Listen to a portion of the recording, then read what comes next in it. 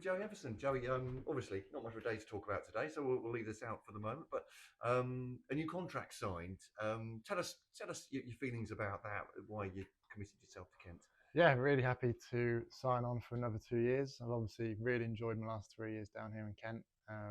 It was a no-brainer for me, to be honest. There's nowhere else I'd rather play my cricket. I see myself developing all the time whilst I'm down here, and I just want to continue doing that for this club and for the foreseeable future for sure. Last year, I mean, I think you were one of the shining lights. I think it's fair to say for supporters in what was a disappointing 4-day campaign, but you look like you get incrementally at least getting better and better. Thanks, that's nice to hear.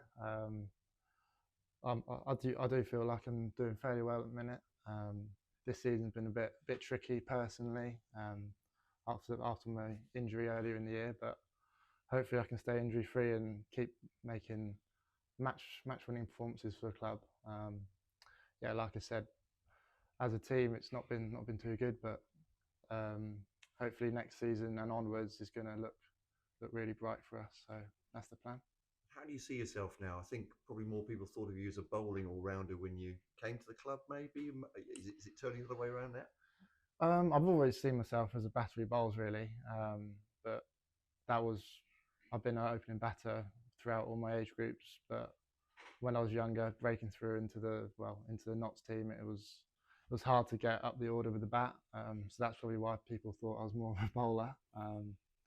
But like I said, the reason why I've signed here is because I've got good batting and bowling opportunity, which is key for a youngish player trying to make his way in the game. So that's the main reason why I've stayed.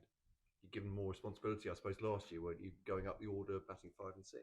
Yeah, it's always nice to get as high up the order as you can. That's my main aim to do, is try and be a 4 or 5 batter who's fourth seamer. So don't mind batting 6 at the minute, but yeah, the main aim is to try and bat as high as I can really.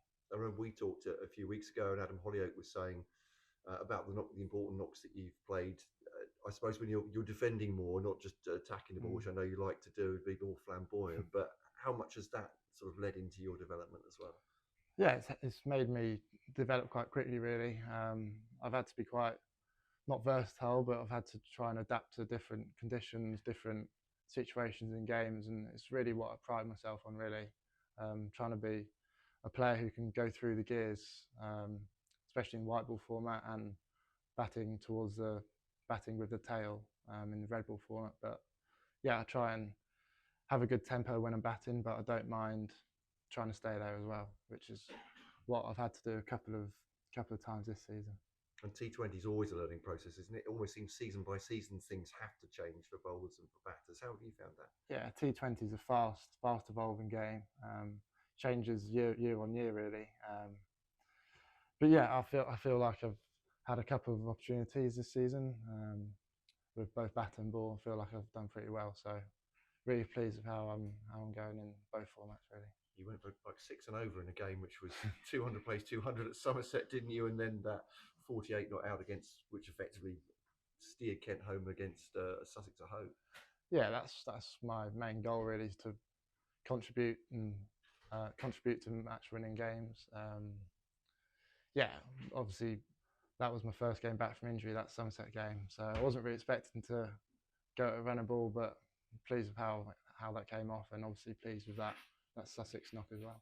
And ambitions for the rest of the season? I mean, obviously the 4-day it's been really difficult, but you're in a quarter final of the T20 Blast as well. Yeah, that Old Trafford game is going to be really special for everyone involved. Really, trying to make it to finals day will hopefully be my first time at finals day. So that'll be interesting to see if we can try and get through. And obviously we've got that one-day cup starting soon. So we only lose 2 players, I think, to the 100. So we should have a really strong team for that. So a couple of silverware would be lovely. In your first few months as a Kent player, you won a trophy as well, didn't you? And man of the match in the final. First month of being here, yeah. Winning at Trent Bridge that was a top day out, and hopefully we can follow that up again. Reproducing that would be nice, wouldn't it? Yeah, it would. It's brilliant, Joey. Thank you very much.